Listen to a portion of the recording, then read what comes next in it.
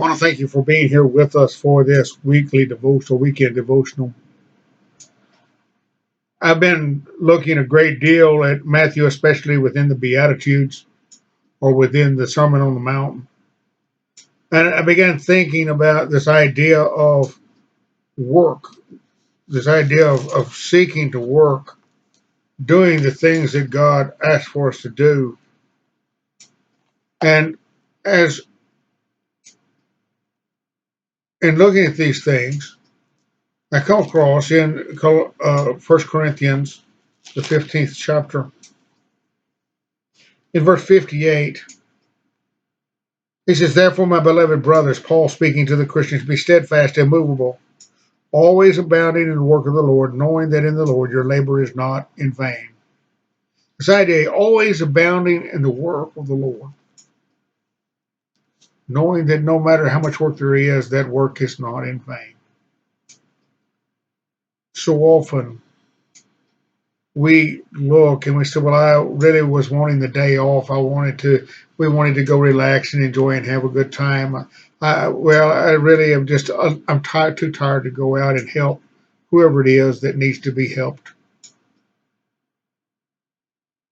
We spend a lot of time thinking about that, thinking, well, I just need some time off where I can go enjoy. Usually that enjoyment consists of more work than anything we would have actually done. But so often we're sought upon to do God's work in some form. Maybe someone needs help in accomplishing a task. Maybe their physical situation has caused them difficulties and they just cannot do the work. They're a brother. And we think, well, I'm just too tired to go do that, but I'm not too tired to go do something else.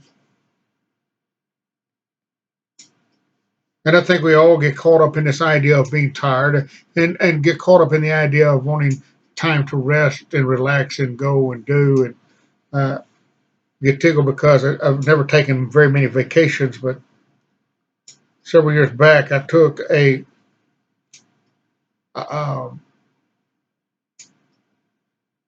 well, time to relax on a cruise.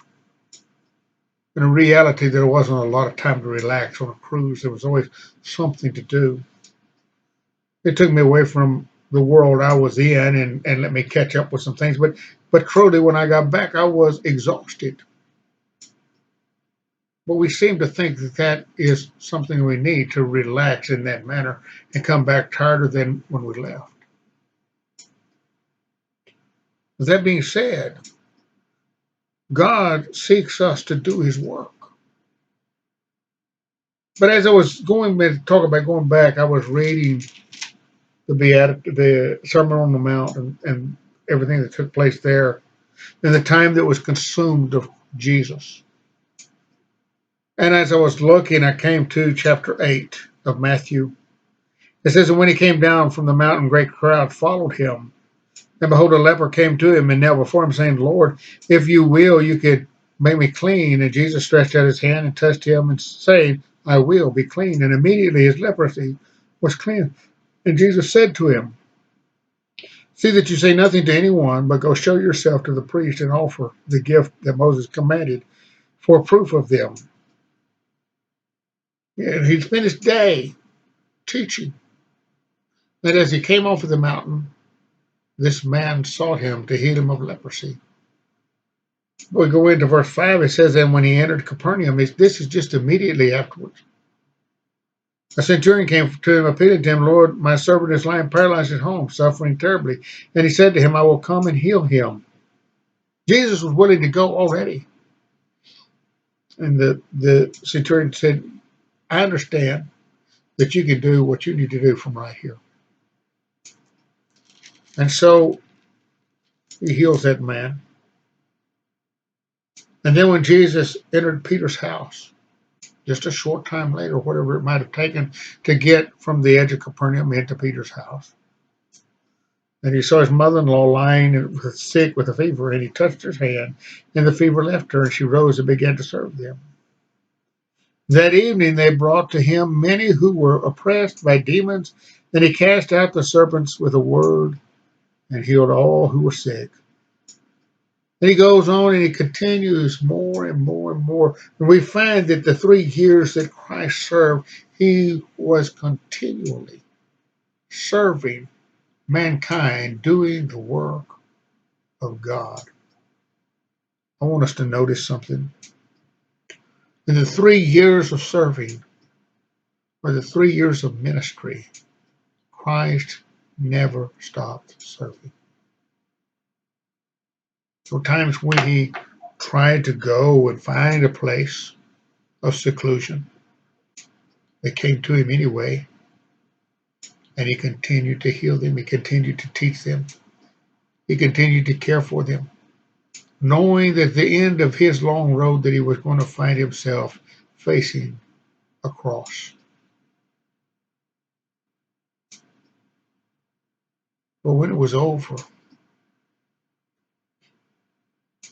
after everything was done, he ascended into heaven. We're promised an eternity with Christ as children of God.